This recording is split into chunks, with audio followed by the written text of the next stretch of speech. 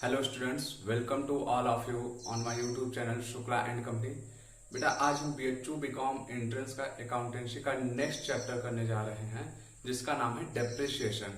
इस चैप्टर से आपके जो क्वेश्चन आते हैं डायरेक्ट क्या होता है, डेप्रिसिएशन के मेथड से पूछ लिया जाता है क्वेश्चन, या डेप्रिसिएशन के जो आप कह सकते हो कॉजेज है उससे पूछ लिया जाता है क्वेश्चन।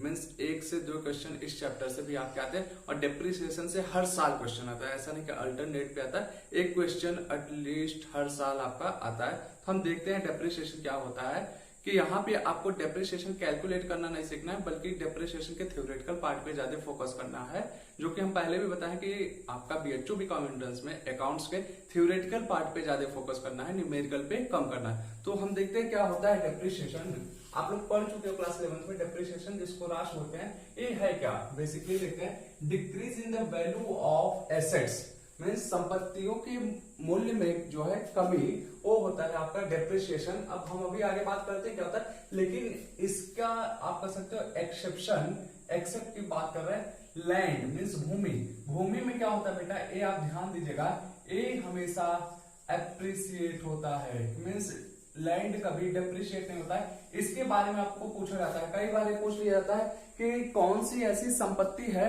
जो डेप्रिशिएट नहीं होती बल्कि एप्रिशिएट होती है, मीन्स उसका मूल्य जो है हमेशा बढ़ता है। तो आप कभी भी ये नहीं देखोगे, आप जमीन खरीद लो, मान लो आज 10 लाख का जमीन खरीदे हो तो कल वो 8 लाख का नहीं होगा। मीन्स कोई भी लैंड ऐसी नहीं कि जिसके मूल्य में कमी होगी, वो हमेशा बढ़ती है। तो डेप्रिशिएशन का जो कह सकते हो अपवाद है राष्ट्र, वो लैंड है, इसको याद रखिएगा।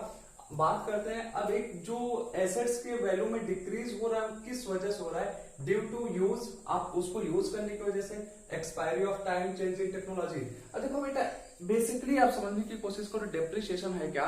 तो हम नॉर्मल लैंग्वेज में बोले कोई भी एसेट्स जिसके वैल्यू में डिक्रीज हो रहा है, जो डिक्रीज हो रहा है वही क्या है आपका डेप्रिसिएशन कहलाता है। ठीक, अब जैसे ही हम डेप्रिसिएशन की बात कर रहे हैं means decrease in the value, तो हमें ये भी देखना पड़ेगा कि डेप्रिसिएशन जो है ये नेचर क्या है, मींस अकाउंट्स का इसका नेचर क्या है। टाइप्स ऑफ अकाउंट्स में अगर हम बात करें तो हम बोल रहे हैं decrease in the value of assets.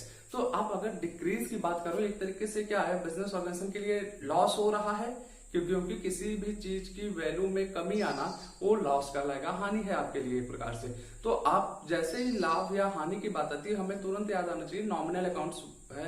Nominal account क्या बोलता है, उसका rule debit all expenses and losses. तो अगर हम बात करें डेप्रिसिएशन मीन्स राश, आपका अकाउंट्स में क्या होने वाला है, तो ये आप कह सकते हो नॉमिनल अकाउंट है, और according to the rule of nominal account क्या होगा, डेबिट होगा। मीन्स डेप्रिसिएशन आप कह सकते हो डेप्रिसिएशन अकाउंट ऑलवेज डेबिट, ये कभी क्रेडिट नहीं होता।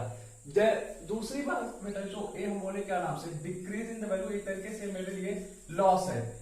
इससे रिलेटेड भी क्वेश्चन आपको कई बार पूछा जाता है, क्या डेप्रिसिएशन आपका कैश लॉस है या नॉन कैश है। तो कहने का मतलब भी नगद में आपकी हानि है या नगद में नहीं है।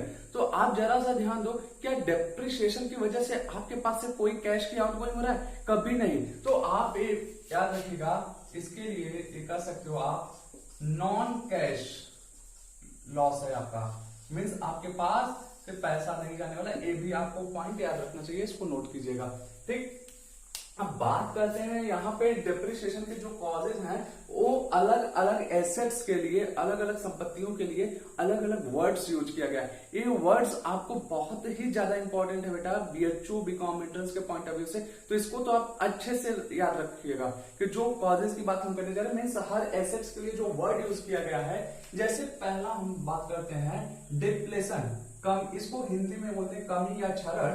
तो ये किसके लिए यूज किया जाता है, डिप्लेशन बेटा, जो आपके वेस्टिंग एसेट्स होते हैं। वेस्टिंग एसेट्स का मतलब कि ऐसे एसेट्स जिनको एक बार आप यूज कर लो फिर दोबारा यूज न कर पाओ, मीन्स जिसके यूज करने के बाद से उसमें कमी आने लगती है। तो इसके बारे में हम आपसे पहले भी बात कर चुके हैं जब अकाउंटिंग प्रिंसिपल पढ़ा रहे थे। क्या आपका एग्जाम्पल होगा, oil mine, coal mines, means कह सकते हो आपके कोई भी माइंस जो है वो उन पे जो डिप्रिसिएशन लगाने का तरीका है उसके लिए डिप्लेशन वर्ड यूज किया जाता है। मीन्स माइंस को क्या करते हो आप, कोयले की खदान में से कोयला निकालते जाओ, क्या उसमें से अनलिमिटेड टाइम तक निकाल सकते हो? नहीं, एक लिमिटेड टाइम के बाद क्या होगा, वो खत्म हो जाएगा, वो खदान नहीं रह जाएगी, वहां से सारा कोयला खत्म हो जाएगा। तो ऐसी मतलब जो प्राकृतिक संपदाएं हैं जिनको आप यूज करने की वजह से, मीन्स आप जिनका दोहन करने की वजह से वो खत्म हो जाए, तो उसके लिए आप कर सकते हो डिप्लेशन वर्ड यूज होता है। तो ये देखो डायरेक्ट आपका यहाँ से क्वेश्चन क्या बन सकता है कि ऑयल माइंस या कोल माइंस के लिए डेप्रिसिएशन में कौन सा वर्ड यूज किया जाता है? ये डिप्लेशन, डायरेक्ट बोल दे कि डिप्लेशन किस चीजों के लिए बोला जाता है, तो आप वेस्टिंग एसेट्स या कोल माइन इन सब के लिए बात कर सकते हो। इसमें हम क्वेश्चन आगे देखेंगे। फिर आगे बोल रहा है नेक्स्ट जो आपका है ऑब्सोलेंस। ऑब्सोलेंस क्या होता है? प्रचलन से बाहर हो जाना। अब एक प्रचलन से बाहर होने के लिए कौन सी चीजों की बात कर रहा है? Change in technology. मीन्स आप कह सकते हो कि हमारी टेक्नोलॉजी में चेंज होने की वजह से कोई भी चीजें बाहर हो जाए तो उनके लिए जो डेप्रिसिएशन वर्ड में हम यूज करते हैं ऑब्सोलेंस यूज किया जाता है। अब ये बाहर क्यों होंगे? इन्वेंशन मीन्स कोई नई चीजों का खोज हो जाए तो हमारी क्या होती है, आप देखे होंगे टेक्नोलॉजी में डे टू डे हमेशा चेंजेस हो रहा है, तो उसकी वजह से जो पुरानी टेक्नोलॉजी होती है वो आउटडेटेड होने लगती है। तो जो आउटडेटेड हो रही है टेक्नोलॉजी, तो अगर इसको हम अकाउंटिंग लैंग्वेज में बोले तो ऑब्सोलेंस बोला जाता है बेटा। मीन्स आपके जो भी टेक्नोलॉजी नई आने की वजह से, चेंजेस होने की वजह से आप कह सकते हो कि इलेक्ट्रॉनिक आइटम्स इसमें आते हैं एक तरीके से अगर हम बात करें तो टेक्नोलॉजी से रिलेटेड वही है।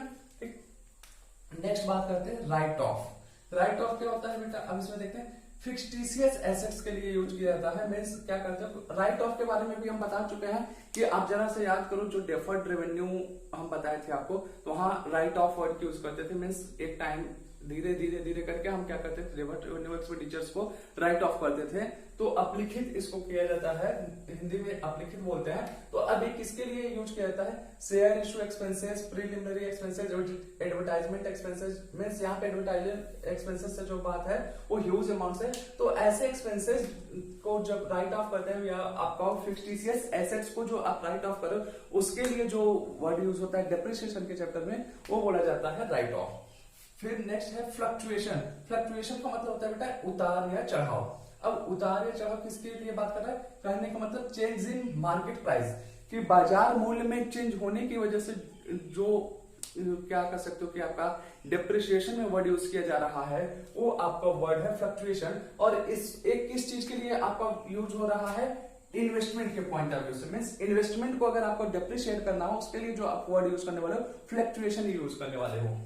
फिर नेक्स्ट है रिवैल्यूएशन, जिसको बोलते हैं पुनर्मूल्यांकन। अब रिवैल्यूएशन किन चीजों का किया जाता है बेटा, ये ध्यान देना।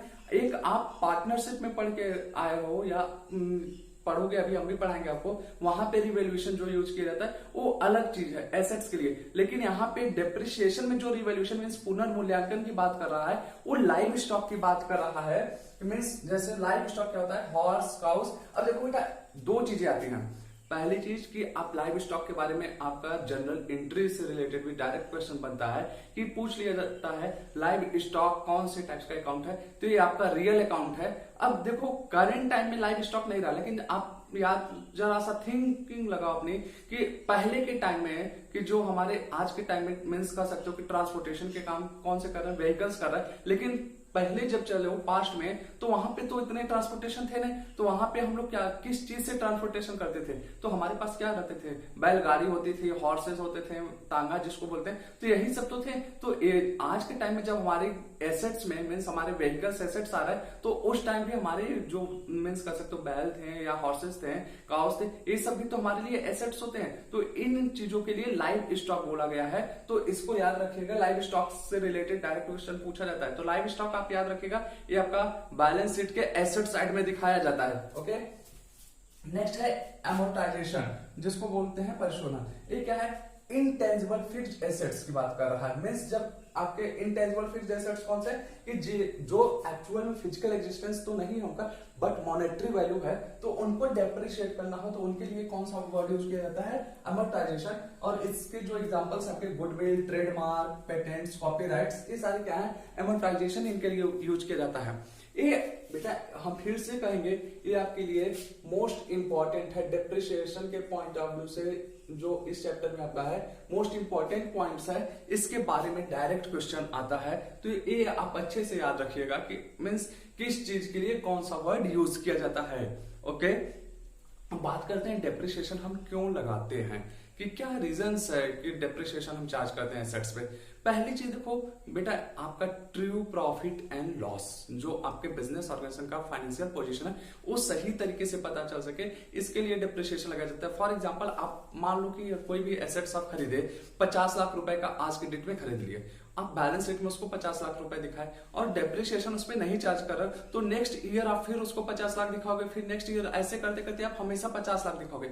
लेकिन क्या एक्चुअल में वो एसेट्स 50 लाख रुपए की है आज के दिन में? नहीं है। वो उसकी जैसे ही आप कोई भी चीज यूज करना स्टार्ट करते हो उसके वैल्यू में डिक्रीज होना स्टार्ट हो जाता है। मीन्स उसका OMR प्राइस नहीं मिल सकता है जो पहले मिलना चाहिए। आप नॉर्मल सा चीज देखो कि एक मोबाइल अगर आप खरीद के ला रहे हो तो खरीदने के बाद जैसे दुकान के बाहर आप निकले, एक दिन यूज करो या एक घंटे, किसी और को बेचने के लिए आप बोलो कि भाई साहब आप ये मोबाइल ले लीजिए, बहन जी ये मोबाइल ले लीजिए, क्या वो आपको वही प्राइस देगा जिस प्राइस पे आप खरीद के लाए हो? अगर 10,000 रुपए का खरीदे वो कभी 10,000 रुपए आपको नहीं देने के लिए तैयार होगा, बोलेगा नहीं ये तो आप यूज कर चुके हैं। ये हुआ। फिर देखो बेटा कि डेप्रिसिएशन क्या है, आपका नॉन कैश लॉस है, लेकिन इसकी वजह से आप ये ध्यान से अगर एनालिसिस करोगे कि जो प्रॉफिट आपका आ रहा है उस प्रॉफिट का एक पोर्शन क्या कर रहे हो आप डेप्रिसिएशन पीएल अकाउंट में जैसे डेबिट करते हो आप कर सकते हो रिटेन कर रहे हो। मींस फ्यूचर में जब आपको कोई नया फिक्स्ड एसेट्स वगैरह लाना है या अपने बिजनेस को एक्सपेंड करना है उसके लिए एक तरीके से कर सकते हो डेप्रिसिएशन के माध्यम से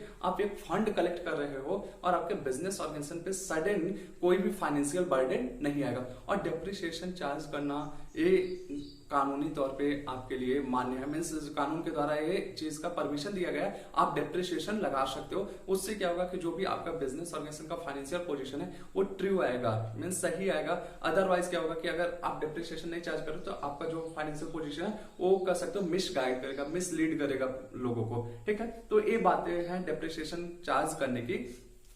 आगे हम देखते हैं मेथड्स, कौन कौन से मेथड्स हैं डेप्रिसिएशन को चार्ज करने का। मींस मेथड्स की बात हम करें तो कैलकुलेशन ऑफ अमाउंट्स जो डेप्रिसिएशन का है वो हम किस तरीके से करेंगे। तो मेथड्स पे जब हम जाएंगे बेटा तो ये ध्यान दीजिएगा कि एसेट्स के नेचर के अकॉर्डिंग मेथड्स हमारे चेंज होते हैं। मींस कौन सा एसेट्स किस तरीके से यूज होता है या उसका नेचर क्या है हम कर सकते हैं, उसके अकॉर्डिंग जो हमारे मेथड्स हैं डेप्रिसिएशन के वो चेंज हो जाते हैं। आप लोग 11th में 2 मेथड्स पढ़ के आए हो, लेकिन यहाँ पे बीएचयू एंट्रेंस के लिए आपको बहुत सारे मेथड जानना है। मेथड जानना है का मतलब कि उनके बारे में हल्का हल्का आपको इंट्रो लेना है। ये नहीं कि आपका डेप्रिसिएशन कैसे कैलकुलेट होगा ये नहीं सीखना है। तो आज हम देखते हैं कौन कौन से हमारे पास मेथड्स हैं। देखिए, फिक्स्ड इंस्टॉलमेंट मेथड जो आप पढ़ चुके हो, ठीक है, diminishing balance method, revaluation methods, machine our methods, product method, annuity method, depletion method, depreciation fund method या इंश्योरेंस पॉलिसी मेथड। इन मेथड्स के बारे में बेटा हमें क्या करना है, केवल हल्का हल्का जानना है। इस मेथड में जो आप फर्स्ट 2 पढ़े हो कर सकते हो, फिक्स्ड इंस्टॉलमेंट और डिमिनिशिंग, इसके बारे में तो इसका थ्योरेटिकल पोर्शन हमें बहुत अच्छे से देखना, मींस थ्योरी पार्ट हमें इन दोनों मेथड्स के बहुत ही अच्छे से देखने हैं क्योंकि इससे भी रिलेटेड डायरेक्ट क्वेश्चन आता है और हमें उम्मीद करते हैं आप अच्छे से पढ़े भी होंगे। ठीक, तो ये मेथड्स के बारे में हमें क्या करना है, स्टडी करना है। यहाँ पे हम फिर से रिपीट कर रहे हैं, न्यूमेरिकल क्वेश्चन आपको नहीं आने वाले हैं, जनरल एंट्रीज से रिलेटेड इसकी बातें आ सकती हैं कि हाँ डिप्रिसिएशन डेबिट होगा, क्रेडिट होगा, ये सारी चीजें होंगी। तो जो इसका मीन्स मेथड्स के थ्योरी पार्ट की बात कर रहे हैं हम, इसको हम अगली क्लास में देखने वाले हैं। मीन्स डेप्रिसिएशन हमारा 2 क्लास लेगा, 2 क्लास में डेप्रिसिएशन खत्म हो जाएगा। आज की क्लास हम यहीं पे अपने वाइंड अप करेंगे। अगर कुछ भी आपको डाउट्स हो डेप्रिसिएशन से रिलेटेड तो आप पूछ सकते हो बेटा। Thank you, good luck.